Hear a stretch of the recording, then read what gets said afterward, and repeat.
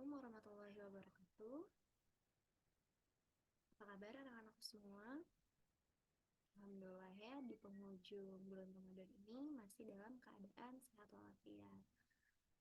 Sebelum kita mulai pembelajaran, tolong untuk kosmanya dipimpin tilawah terlebih dahulu. Baik, semoga kita mendapatkan keberkahan dan limpahan rahmat dari Allah Subhanahu wa Ta'ala untuk dapat lebih mudah menerima ilmu-ilmu yang akan Ibu sampaikan.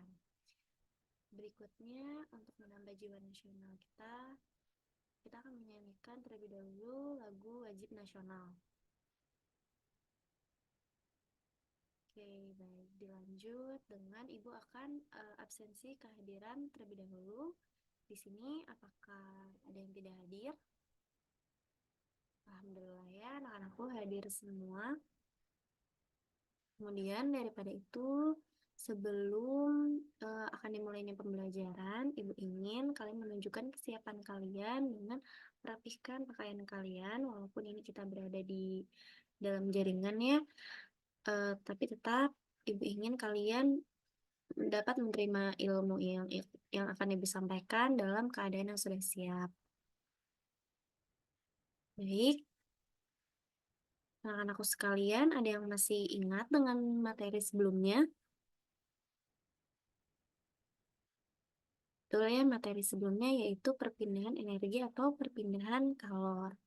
Kemudian, mempelajari apa lagi selain hal itu? Betul ya, mempelajari sistem dan lingkungan. Maka berikutnya kita akan mempelajari perpindahan dari sistem ke lingkungan ataupun dari lingkungan ke sistem sesuai dengan perbedaan suhunya.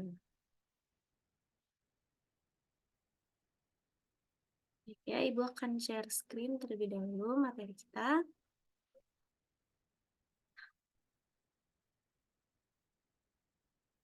Rekan-rekanku sekalian sudah terlihat ya PowerPoint-nya. Nah, materi yang akan kita pelajari hari ini yaitu masih bagian dari subtermokimia, yaitu reaksi eksoterm dan endoterm.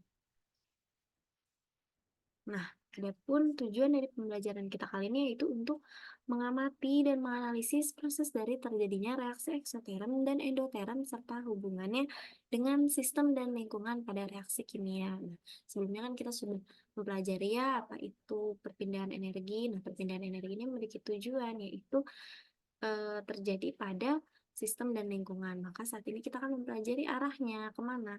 Apakah dari sistem ke lingkungan atau dari lingkungan ke sistem.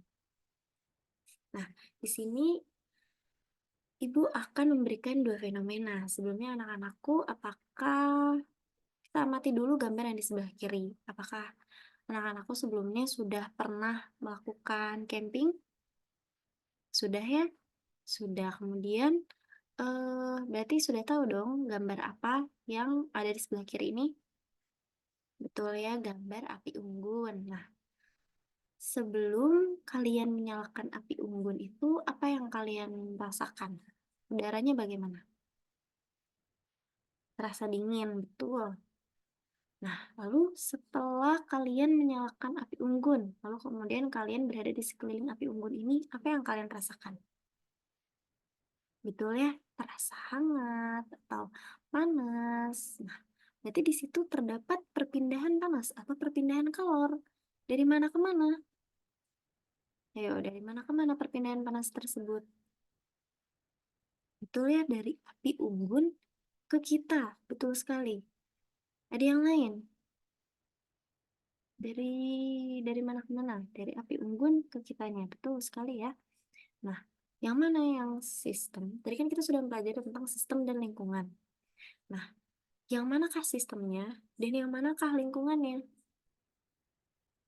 Betul ya, sistemnya adalah api unggunnya. Kemudian, panas itu berpindah dari sistem ke lingkungan atau dari api unggun ke lingkungan. Jadi, kita dapat merasakan hangat atau panasnya. Maka ditandai dengan suhu lingkungan ini maka ditandai dengan suhu lingkungan menjadi lebih meningkat. Suhu lingkungan yang meningkat atau di sini api unggun atau sistem melepas kalor menuju lingkungan. Sehingga disebut apa reaksi ini? Kalau dari sistem kelingkungan, betul ya, reaksi eksoterm. Nah, ditandai dengan apa? Ditandai dengan kenaikan suhu. Nah, berikutnya, di sini ada gambar apa di sebelah kanan? Betul, gambar es batu. Es batunya dalam kondisi apa itu? Betul ya, digenggam oleh tangan, oleh kedua tangan. Lalu, apalagi yang terlihat? Betul, kondisi es batunya mencair. Nah, berarti di situ, kenapa es batu itu mencair? Berarti dia terkena panas. Dari mana ke mana? Dari lingkungan ke sistem. Yang mana sistemnya dan yang mana lingkungannya? Betul, sistemnya adalah es batunya. Kemudian lingkungannya adalah kedua tangan kita. Nah, energi panas itu berasal dari kedua tangan kita menuju atau menyerap, kalor itu menyerap ke dalam es batu. Jadi es batu ini, sistem ini menyerap kalor yang ada pada lingkungan. Sehingga apa? Sehingga tangan kita tadi kan menjadi terasa dingin. Maka mengalami penurunan suhu. Reaksi ini disebut, yang tahu, disebut reaksi endoterm. Reaksi eksotermik ini atau reaksi eksoterm adalah reaksi kimia yang disertai dengan pelepasan kalor dari sistem ke lingkungan. Contohnya itu ada reaksi pembakaran. Terus kemudian tadi juga terdapat reaksi api unggun. Ada yang tahu lagi? Betul, pemanasan air, memasak, kemudian apa lagi? Api unggun, betul. Kemudian ada apa lagi? Betul, ada hot pack. Nah, jadi energi sesudah reaksi dengan energi sebelum reaksi itu tuh energi sesudah reaksi ini lebih kecil daripada energi sebelum reaksi, sehingga perubahan energi yang dihasilkan yaitu berharga negatif atau kurang dari 0. Kita lanjut.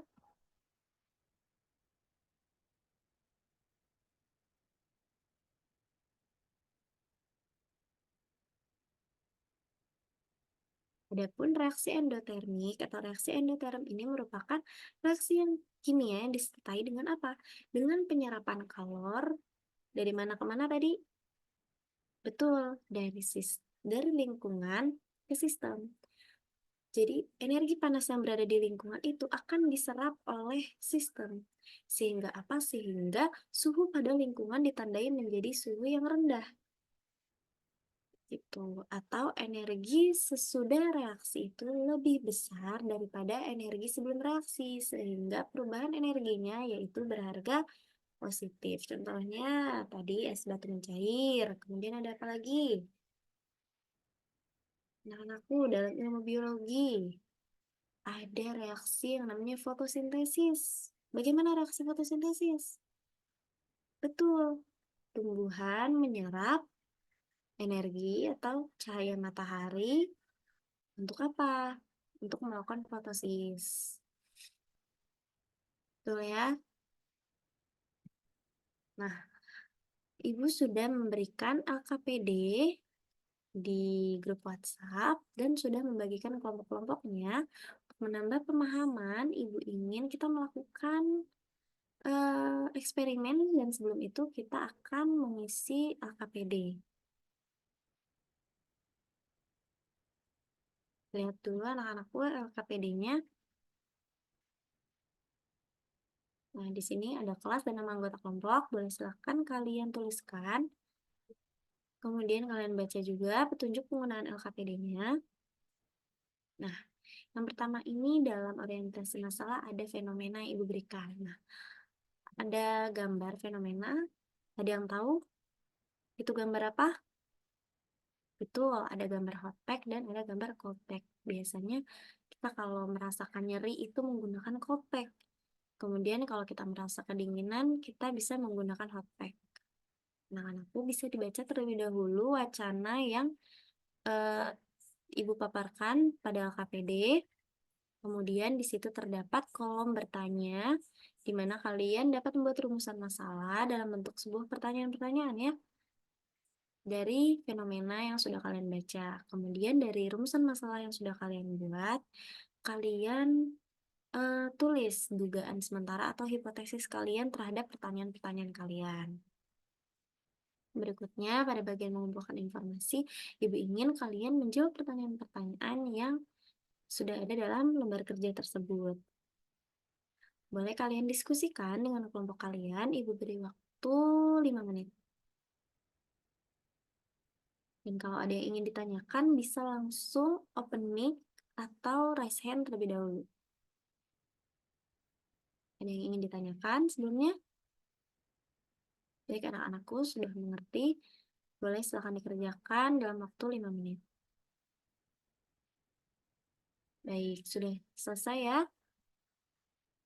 Nah, setelah kita tadi mengetahui sebuah fenomena dari reaksi eksoterm dan endoterm dari hot pack dan cold pack, untuk lebih menambah pemahaman kita terhadap reaksi eksoterm dan endoterm, Ibu ingin kalian melakukan uji coba dengan menggunakan virtual lab. Nah, di sini kalian bisa scan barcode-nya atau klik link yang sudah tertera di situ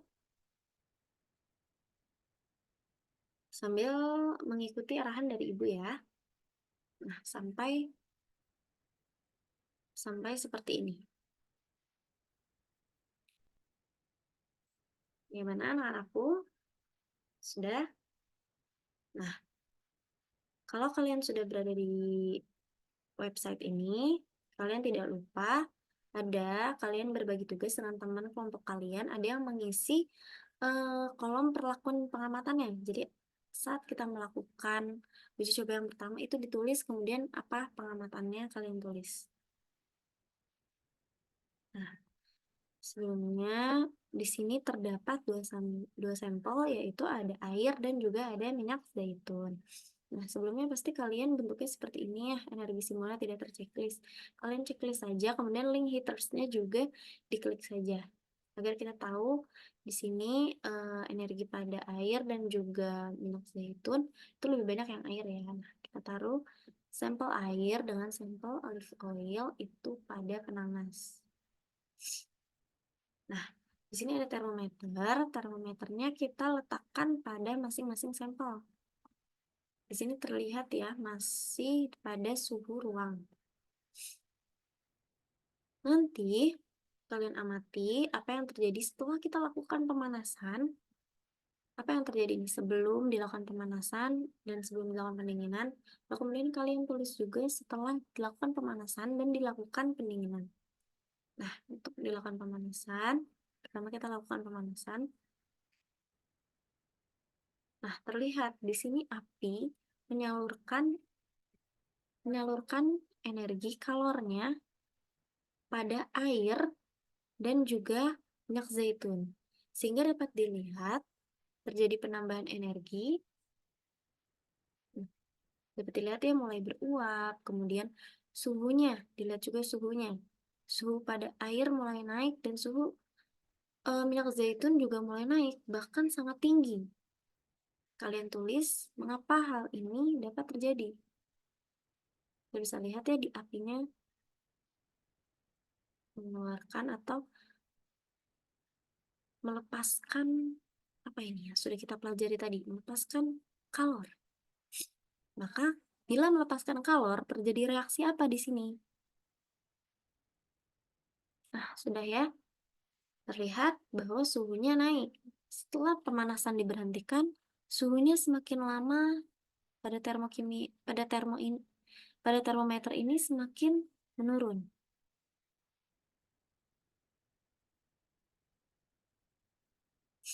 Kita tunggu sampai termometernya turun ya.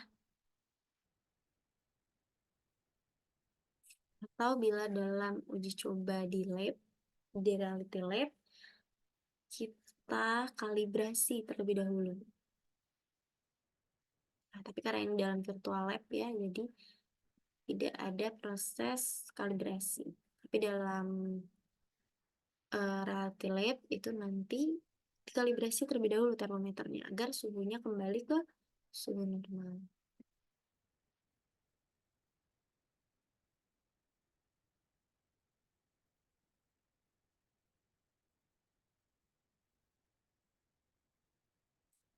Kita tunggu ya sampai kedua termometer ini kembali ke suhu ruang. Ada yang tahu berapa suhu ruang itu?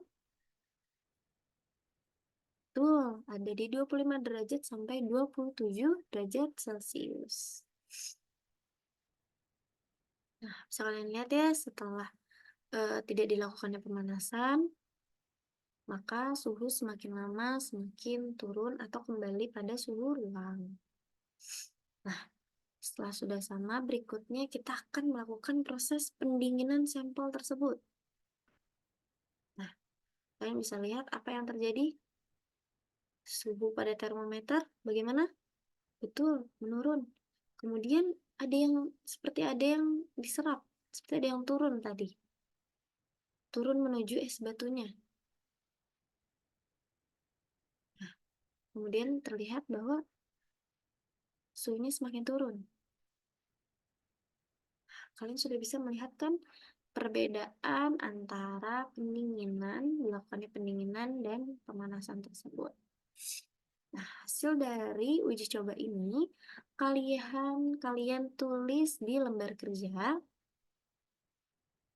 Kalian tulis pada lembar kerja bagaimana sebelum dilakukan pendinginan, bagaimana sebelum dilakukan pemanasan, lalu apa yang terjadi, kemudian bagaimana kedua sampel tersebut saat dilakukan pemanasan, apa yang terjadi, kemudian eh, bagaimana saat terjadi pendinginan, bagaimana suhunya, bagaimana energi itu bereaksi. Kemudian setelah itu pada bagian mengolah data, ibu ingin kalian mampu menganalisis data dan menjawab pertanyaan-pertanyaan sesuai dengan hasil pengamatan yang sudah kalian tuliskan tadi.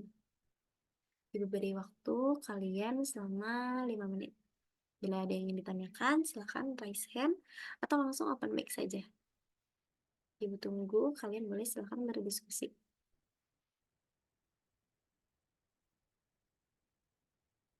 Baik ya, Alhamdulillah, bagaimana? Sudah pada beres? Sudah ya. Berikutnya yaitu menyimpulkan. Setelah kalian sudah melakukan tadi setelah melakukan uji coba, melakukan pengamatan, terus kemudian kalian menuliskan hasil pengamatan kalian, menjawab segala macam permasalahan. Ibu ingin kalian menyimpulkan dari hasil diskusi kalian. Kemudian nanti eh, dari perwakilan kelompok, Ibu ingin kalian mempresentasikannya.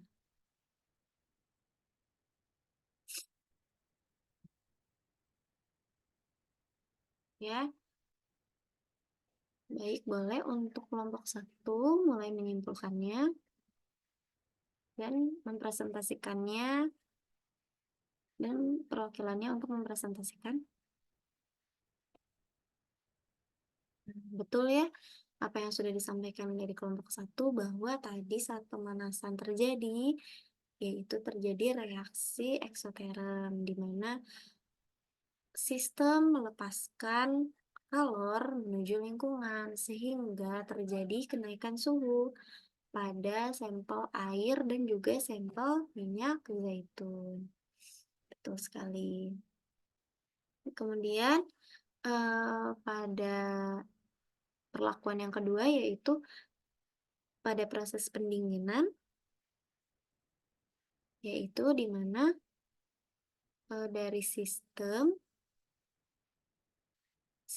menyerap kalor dari lingkungan, betul ya, sehingga terjadi reaksi endoterm. Nah, alhamdulillah kalian sudah mengerti ya terkait apa itu reaksi eksotermik, apa itu reaksi endoterm, dari mana arahnya perpindahan panas tersebut. Maka dari itu untuk menambah ya, menambah pengetahuan kalian dan juga sebagai penguat kembali, Ibu akan memberikan tugas untuk yang akan nanti kita bahas di minggu depan atau di pembelajaran berikutnya. Sebelum itu ada yang ingin ditanyakan terlebih dahulu? Tidak ada ya, mungkin anak-anakku semua sudah, alhamdulillah sudah paham terkait materi dari subbab termokimia ini, yaitu reaksi eksotermik dan reaksi endotermik. Mungkin cukup sekian yang bisa Ibu berikan, pembelajaran hari ini yang bisa Ibu berikan. Kurang lebihnya mohon maaf. Wassalamualaikum warahmatullahi wabarakatuh.